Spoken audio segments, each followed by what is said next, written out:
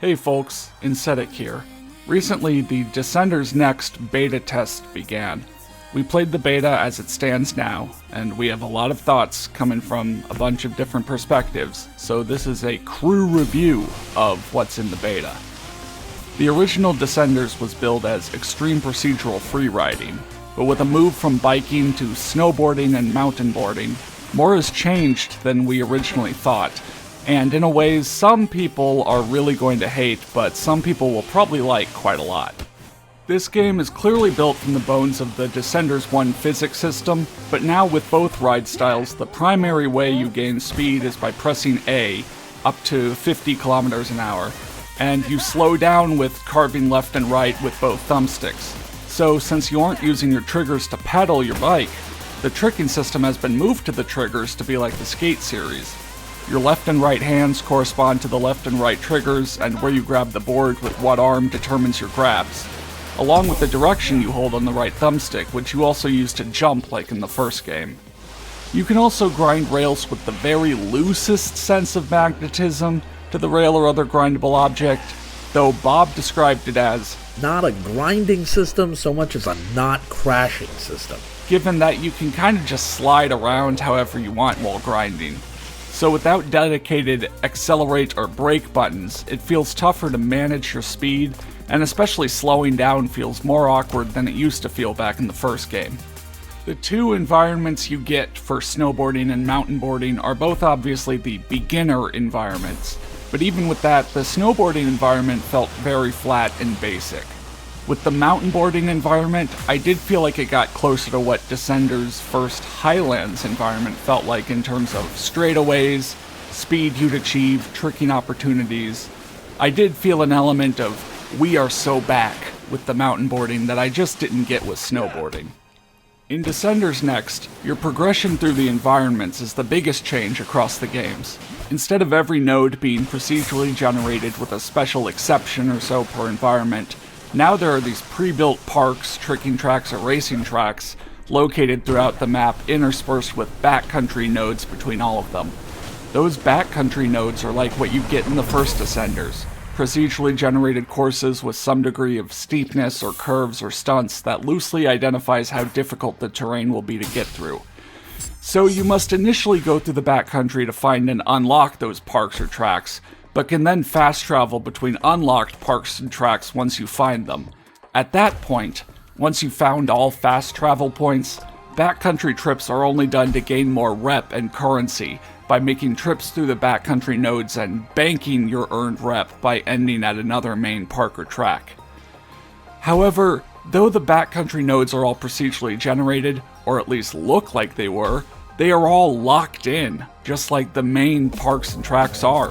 So nothing in this beta is procedurally generated while you are playing the game, and all players have the same levels. The only thing randomized for you, the player, per backcountry visit, are the optional objectives to gain more lives. This feels not that great once you realize it. I mean, there are almost no roguelike systems anymore to vary up those trips through the backcountry. There's no day or night system to create a risk-reward to staying in the backcountry or hurrying up, or a crew member system to change up your experience with those tracks. After I found all the parks or tracks in the environments, and then bought whatever cosmetics I was interested in wearing, I felt almost no want to go back to the backcountry. Speaking of, outfit customization is another way that unlocks and the rewards loop has been greatly changed. Rather than unlock customization items one at a time based on the quality of your runs like in Descenders 1, there are shops you can visit where you can see all the customization items that are available, which just have different costs to the items. This is probably better and faster if you have a specific outfit or look you ultimately want to have. But I mean, let's be honest here. How many people did run after run in Descenders 1 in the hopes of getting those glow-in-the-dark clothes or the bikes? It did feel great to finally get a really cool cosmetic after the grind you had put into getting it. Let's see. In terms of audio-video, the graphics are passable and similar to the first game, and so is the soundtrack, with even some of the same artists returning. We did wish there was a gamma setting option, however, for the snowboarding environment, as it being white on white of path versus non-path made it hard to see detail when going faster. In terms of other things to talk about, the replay editor has been updated to add even more options and complex control to your replay captures. So for those of you who want to make sick tricking montages, you have a lot more control there.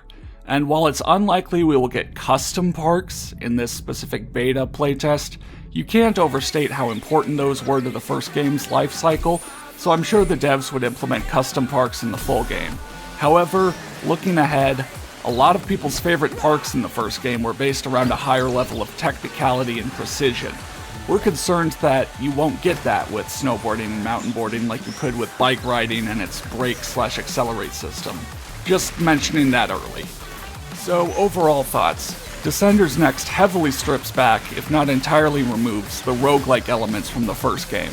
While that may sound good to some people, we feel that those different elements were what gave the first game its identity and extended its playtime. There's barely any motivational mechanics that push you on to choosing and selecting nodes or tracks, other than, well, that park was fun, I guess I'll play around in there for a bit.